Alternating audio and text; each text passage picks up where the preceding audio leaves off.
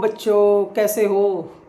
एक बहुत important update आई है क्लास ट्वेल्थ के रिज़ल्ट को लेकर। देखो, क्लास ट्वेल्थ का रिज़ल्ट, बहुत सारे क्वेश्चंस आ रहे हैं मेरे पास कि सर क्लास ट्वेल्थ का रिज़ल्ट कब आ रहा है। कोई कह रहे हैं 30 तक आ रहा है, कोई कह रहे हैं 27 तक आ रहा है। एक्चुअली में सच्चाई क्या है, इस वीडियो को बनाने का जो पर्पज़ ये है कि आपको सही इन्फॉर्मेशन तक पहुंचाना। देखो बेटा, सबसे इम्पॉर्टेंट जो चीज़ है वो ये है कि इस बार जो क्लास ट्वेल्थ का रिज़ल्ट है उसको डिस्कस करने से पहले आपको ये पता होना चाहिए कि इस बार जो आप लोगों की जो कॉपीज़ चेक हो रही हैं क्लास ट्वेल्थ की, वो OSM मोड में हो रही हैं।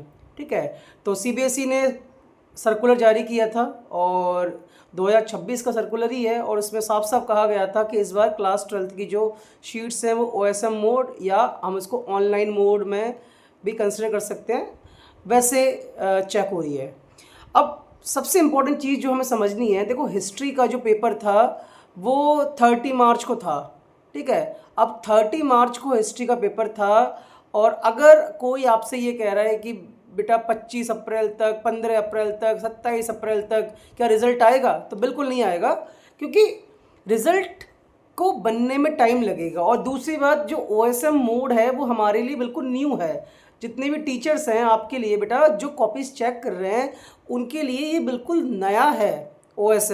OSM में बाकायदा कॉपी की स्कैनिंग शीट होती है, उसको चेक करने के लिए पर्टिकुलर PDF में कन्वर्ट करना, ठीक है, उसकी मार्किंग करना, उसको अपलोड करना, बहुत टेक्निकल काम है।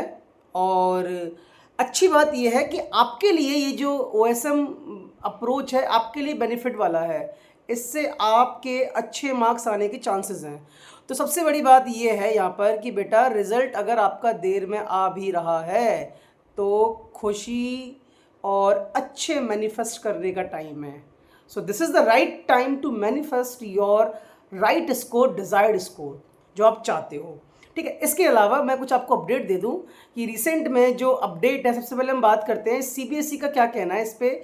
CBSE ने एक्चुअली में ऑफिशियली कोई सर्कुलर जारी नहीं किया है, लेकिन डिफरेंट सोर्सेज से, गवर्नमेंट के सोर्सेज से जो हमें मिला है वो ये है कि भाई 24 अप्रैल का आज का एक अपडेट है। इसके हिसाब से जो CBSE 12th का रिज़ल्ट है वो ये बता रहे हैं कि 30 अप्रैल तक आ सकता है।